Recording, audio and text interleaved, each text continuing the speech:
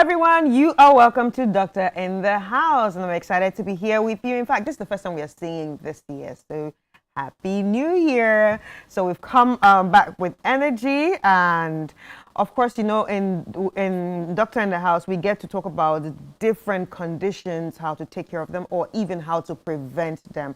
And I like to call this the consultation before the main consultation. And I also like to add that it's also like a medical school, a mini medical school where you also get to learn a lot. But anyway, the Doctor in the House today is Dr. Anita M. Thibault, who's a family physician at the Kolibu Polyclinic and also family medicine department and an MWAC member.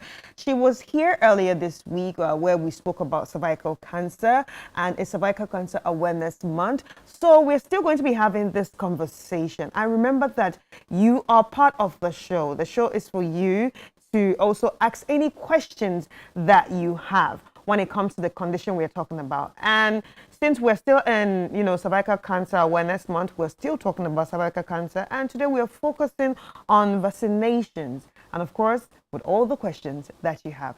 Hi, Doc. How are you? Thank you. Good How's morning. everything? My God, You're back again with your big dummy. Yes. Whew.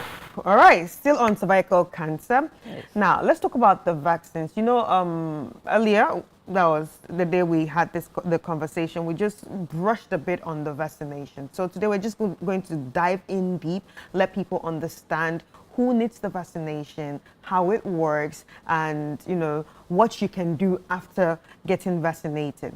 All right. So tell us about the vaccination used to prevent cervical cancer. Okay. So thanks again for the opportunity to be here. So like we mentioned earlier, cervical cancer, one of the main causes is the HPV, which is the human papilloma virus. Okay, so it causes chronic infections of the cervix, and then that progresses, if it's not cleared, that progresses to cervical cancer over a period of 15 to 30 years. Yeah. Okay, so now... 15 to 30? Yes. So we generally say an average of 15 to 20, but it can go as far as 30 years. So it is mainly transmitted sexually. And so we want to start the prevention before people start having sex. So generally the age, people might think is too early, but the age at which people mainly start having sex is 15 years. Okay, so vaccination targets young children, so between 9 and 14 years, girls and boys, because boys also participate in sex and they can transmit the virus. So vaccination is the main or the primary way of preventing people from developing the HPV infection in the first place. So it sort of introduces your body to the vaccine, to the virus, and your body is able to mount an immune response to the virus so that the next time your body encounters the virus, your body is able to fight it off effectively. Yes, so that is the main cause or the main reason why we vaccinate.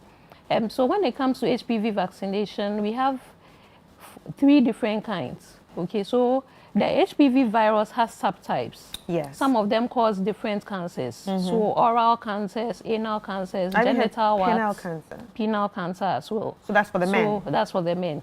So the virus has different subtypes that are responsible for all these conditions.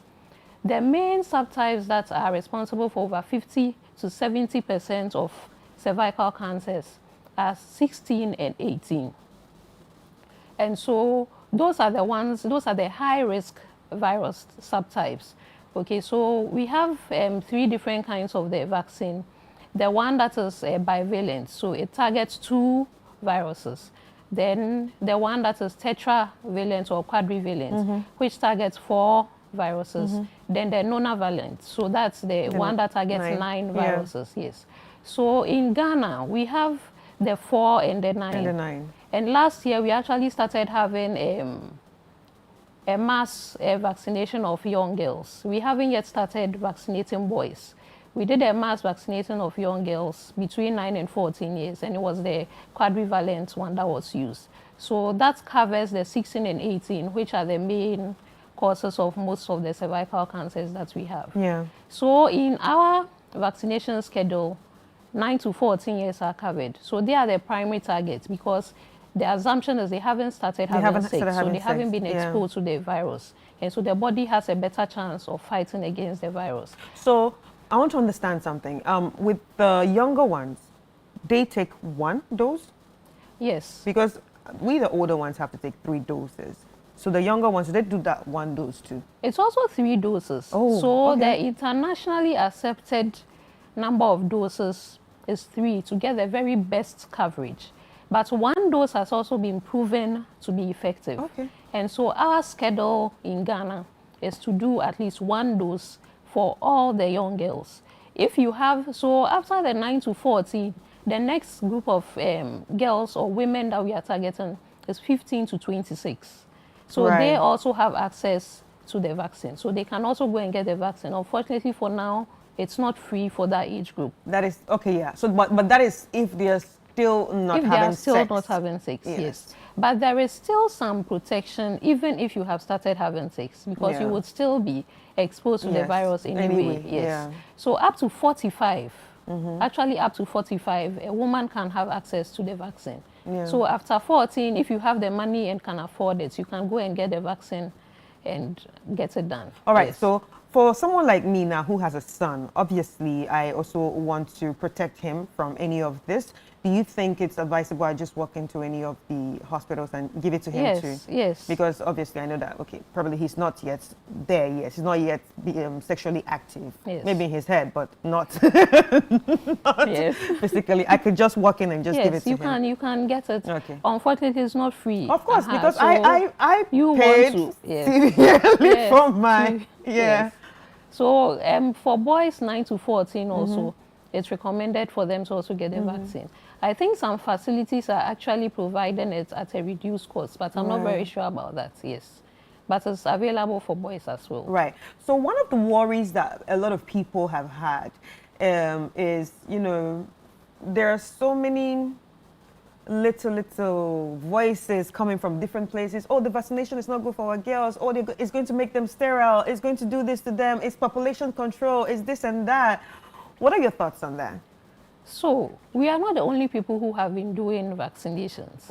So it's internationally accepted. Yes. There are countries that have actually eradicated cervical cancer. Australia just announced it. And so I believe if the vaccine is going to be responsible for sterility and infertility, by now something would have happened. Australia and we would have been empty. Exactly.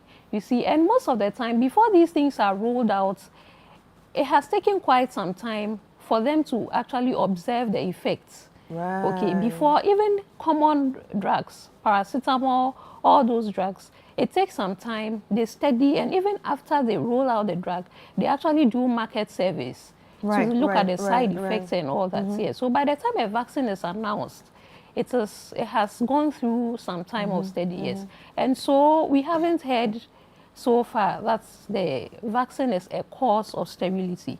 That hasn't happened. It's your immune response. Okay, so by all means, when you get a cold, some people get a fever, some people get runny nose, some people get red eyes. That is your response to a virus. Some people get a cold and it's just a mild sniffle. Yeah. They sneeze a couple of times and that's it. It's clear. So in the same way, when your body is exposed to a vaccine, a virus through the vaccine, you might have that reaction. So there are some people who might have the fever, the headaches and all that. But it's a vaccine reaction. It would resolve. And also, as part of the information collection, information gathering with side effects and all that, when you have these reactions, you're actually supposed to report to wherever you got the vaccine from. There's a form to fill, and then we note those reactions so that the next time someone has it, we'll be able to tell that this is a vaccine reaction. Yeah. Okay, so there are studies, science. I recognize that, yes, certain things have happened over the past years, especially with COVID, and people have lost some faith in certain aspects of science. But for the most part, science has proven to be a bit more reliable. And so I think we shouldn't follow those rumors. Yeah. So far, it hasn't been known to be a cause of sterility. Otherwise, like you said, Australia will be empty. Yes, but not talking about Australia, how do you think they did it? And how long do you think this took for them to get to this stage? Because obviously we have come to learn that in women, breast cancer and cervical cancer are the cancers that kill women quickly, especially in Africa. Yeah, so how do you think they did it to eradicate it there? Is it only the vaccine, or it's also an issue of, oh, you have to keep your immune system strong and all that? So yes, I can't speak specifically for Australia. But say the developed generally, world, yes, yeah. the developed world, generally, information is available, okay, and the political will is there. Okay, so for us, vaccines are largely funded. Right. So all the vaccinations that our children get from the time they are babies to about 6 months, Right. most of them, or largely, they are all funded. Right. We don't have the money to buy our own vaccines. Right. So like we were discussing the other time, they actually piloted HPV vaccination in 2013. Yeah. And we are now in 2026. And we are still talking about yes, this. and we are still talking about it. I think I remember the 2013 Yes, yeah. I was in Swedru then, Yeah. so I remember clearly how it went on. And that was when I heard it, that was my first time that I had to go Hearing for the the swab. pap smear. Yeah. I was like, no, I don't know what this is, but let me just go and swab. check. So it's taken 13 years or 12 years, because it was last year, 12 years before we have rolled it out. I'm sure it took a shorter time in Australia. Right. But apart from the government having that political will to push for these inclusions in our healthcare system, free vaccinations, we also need free screenings. Yeah, okay, free because not screenings, everybody yeah, can can afford. afford it. Currently, I think the cheapest is the visual inspection with acetic acid. Last year, that was 50 cedis. It's still 50 cedis at my facility, but I'm sure at different places the price might have gone up. Mine was more than that, yeah. Some people still cannot afford it. So for the most part, the preventive aspects of medicine, healthy eating, checking your BPs, checking your blood sugars, doing these screenings are generally not covered by national health insurance. So you have to pay for it. And most people, they feel well. I don't have a headache. I don't have a stomachache. I don't get sick.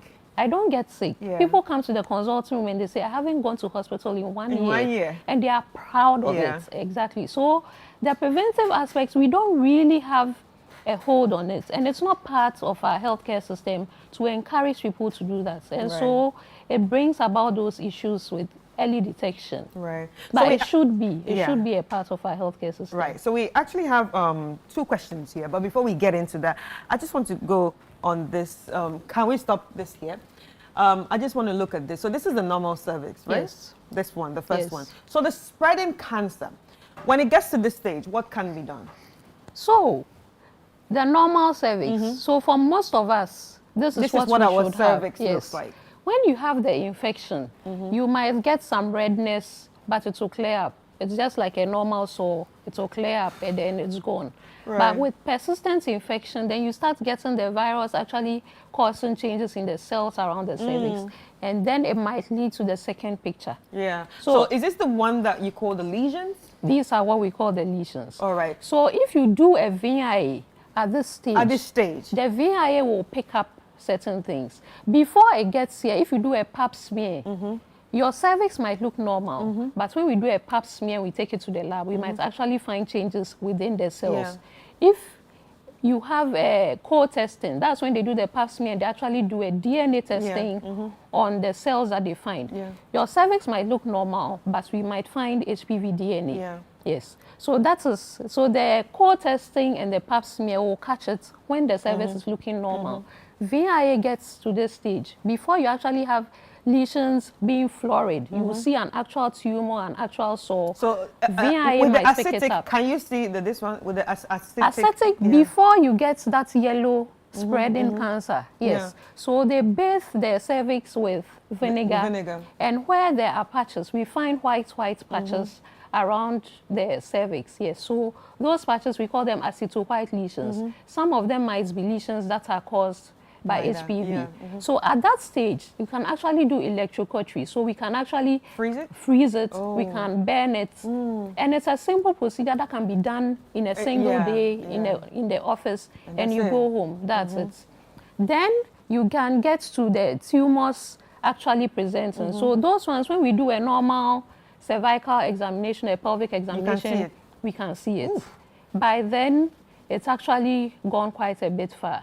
So Okay. with that, can anything be done if it's this size? Oh yes, if it's before it spreads into the pelvic organs, Yeah. yes. Yeah. If it's gone beyond the vaginal wall, it can go into the ureters where urine passes, and so it causes blockage and your kidneys get involved. Yes. So once it gets to that stage, then we are running into real trouble. But if it's small enough for us to cut it out, for us to take out the uterus and the cervix, Yeah. something can be done. So with this, right, with the first stage, I'm very curious. With the first stage, is this the stage where they can tell you, okay, you know what, we got to take out the uterus?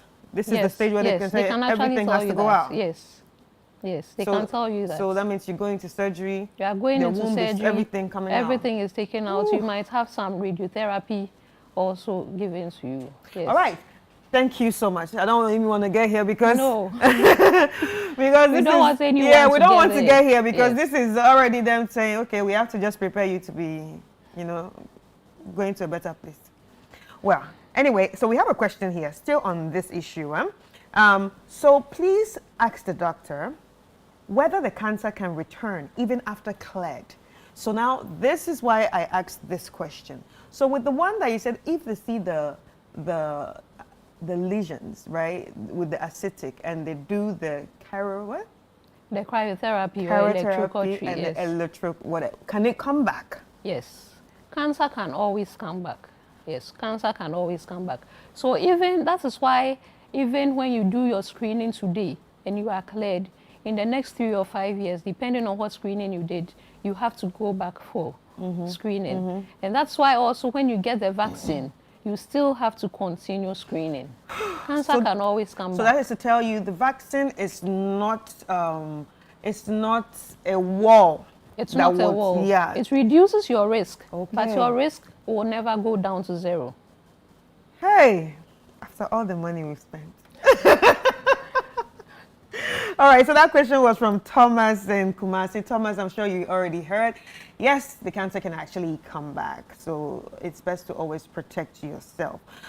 So good morning, Chris. Please ask the doctor whether the vaccination can affect one's fertility. We talked about this. Yes, it cannot. It cannot, and this is from Nadede from Chado.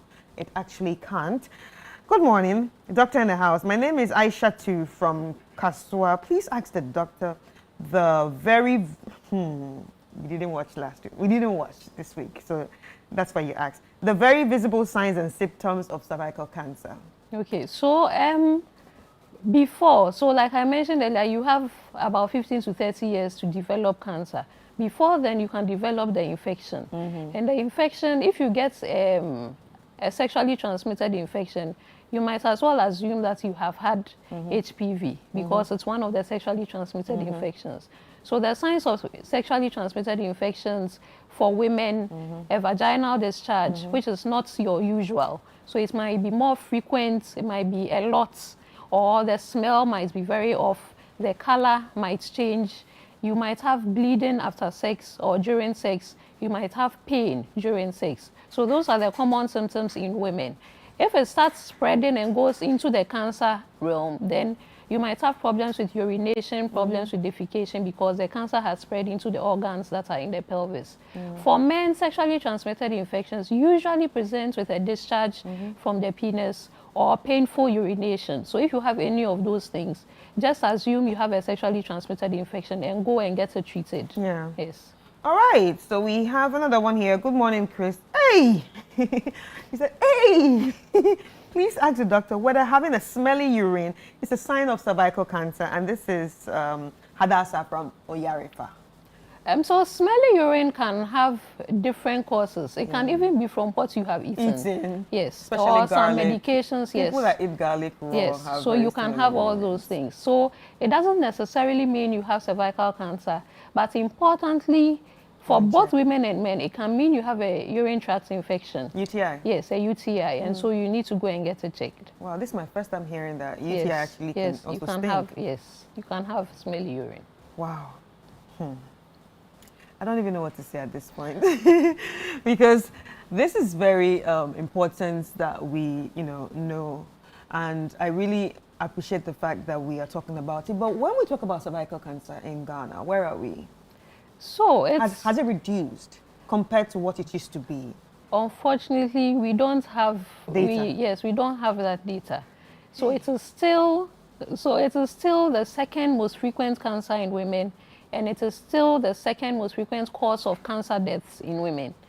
Worldwide, it is the fourth most frequent cancer in women. It hasn't changed. It's still the same. So worldwide is the fourth, Yes. but in Ghana it's the second. It's the second after breast cancer. Yes. All right. Good morning, madam.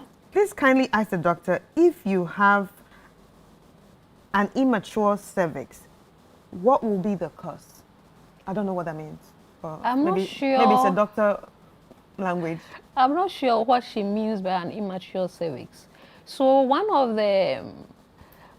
the reasons why we say early sex causes is a risk factor for developing cervical cancer is because for younger women, the cells around the cervix are not, let's say, mature. Yes, and so they tend to get more affected easily by viruses and have those genetic changes that can progress into cancer. So that is why we want young girls to wait before they start having sex, by which time the cells would have matured. But if it's a grown person, a grown woman asking this question, the possibility is that there's something we call cervical incompetence. Okay, it's Maybe an outdated, yes, it's an outdated term where there are issues with the cervix and they can't be closed to carry a pregnancy to term. Okay, that's why so they tend to get, yes. Is it like they clip it or something? They clip it, they tie the cervix closed so that they can retain the pregnancy. I don't know if that's what she's talking about. Yeah, maybe that's what she's talking about. Now, let's talk about the issue of sex, early sex. I'm sure there are a lot of people watching, and a lot of people have daughters and sons and are, worried at the same time because they're thinking, I don't know what my daughter is doing, I don't know what my kid is doing, so my boarding house, and all that. And anything can happen out there. What is the right time to have sex? So you the right age. The right age. Okay, so when it comes to these things, it is very dependent on the person's makeup. Okay, so sex comes with a lot of things. Biologically, we don't want less than 15. But that is not to say that 15-year-old is the right age. I get the right age. Because your mental status is important, your psyche is important, your self-esteem is also important. You don't want to get into a wrong relationship and then have your self-esteem destroyed, yes. So the best thing is just to wait. Be mature. Be mature about it before you start having sex. So you have to be mature there and there. And in your mind as well, yes. And in your heart as well. But protection is very important. Very, very. Now, when it comes to protection, it's not just protection against pregnancy, because this is a sexually transmitted infection. So you need to use the barrier methods, which are the condoms. The condoms. There are male condoms, there are female condoms. If you want to go into other kinds of sex, there are also various barriers. Yes, there's the oral dam that they use. Yes, so all those things are there. There's a vaginal dam, so it's a latex that is put over the genitals during oral sex to protect. Where can we get that? Unfortunately, it is not very common. So you might have to ask around at the main, the big pharmacies. I really think it's important. It's important. I really think it's important because I feel like sex have evolved. A lot of things, people are doing things with different parts of their body, their mouth and all that. And because this HPV has different strains, I also saw that some can give you the throat cancer. They can give you throat cancer, yes, oral cancers. So it's important to protect yourself everywhere. So that's why I asked, where can we get that? So just visit the main hospitals, the main big pharmacies. I don't want to mention. Don't worry. After the show, yes. After the show, you can call us to ask if I get it. You can call my producers with the same number. We will let you know. We all need to protect ourselves. Yes, and it's also important to mention that lots of people, when they think about these things, they are thinking just about man-woman sex. But like you said, sex has evolved. So women can also transmit HPV to one another. So it's important. Are you serious? And it's not just about penetrative sex, all forms of sex. So all forms of sex can actually transmit the virus. So it's important because there's anal cancer, there's penile cancer, there's oral throat cancer, and all the oral cancers. So it's very important that you protect yourself. So what about, see, now I have to go a top notch. What about fingering? Also. Once there's any So, kind, like, are there finger condoms? Because right now, it seems like everything, you just need to protect yourself. Like, just wear a big barrier at this point. Yes, or be very selective about who you are sleeping with. Yes, that's Be another very thing. selective. That's another thing. Yes. Because the last time I spoke to a nurse on this issue of cervical cancer, she said a woman can be cleared of the HPV and be faithful to her partner, but the partner is not vaccinated. It's not, you know, he has no protective barrier on him. He or she has no protective barrier, but still bring it back. Yes. And I also saw another video where a man talked about, we are asking women to take these vaccines, and take these vaccines, and they protect themselves. What about the men? So with that, would you say it's important for couples to actually say, okay, if I'm taking this vaccine, you have to take it too? You can do that. So now this is not about the little boys anymore, the adult men. Yes, Baby, it reduces the risk. Yeah. It reduces the risk. But that is not to say that once you take the vaccine, I know. you are free. At least to be, yes. you know. It reduces the risk. Any final words? So, I'm happy we've had this conversation because a lot of times people are very squeamish talking about sexual issues. But cervical cancer is killing a lot of women. And it is a sexually transmitted infection largely. And so it's important we have these conversations. People go for screening. If you can get the vaccine, get it. Allow your young girls and your young boys to also get the vaccination. Then we would have a reduction in the mortality. All right. Thank you so much. Thank you so much. I really too. enjoyed this conversation. It has opened my eye to a lot of things. And after the show, I'm coming to ask you where to get all these, you know, the other ones, you know. Anyway, Dr. Anita M. Tebow, family physician at Kolebu Polyclinic and family medicine department, and also a member of MWAG. So we've been talking about the vaccinations when it has to do with cervical cancer. Please go out there, go screen, take the vaccinations, and thank you for everyone that sent in their questions. I hope I hope you got the right answers. Don't just watch, tell a friend to tell a friend to tell a friend. Get screened, get vaccinated. Even when you get vaccinated, still go out there and get screened. Thank you so much, Doc. Ladies and gentlemen, this has been Doctor in the House. My name is Chris Carter. See you next week.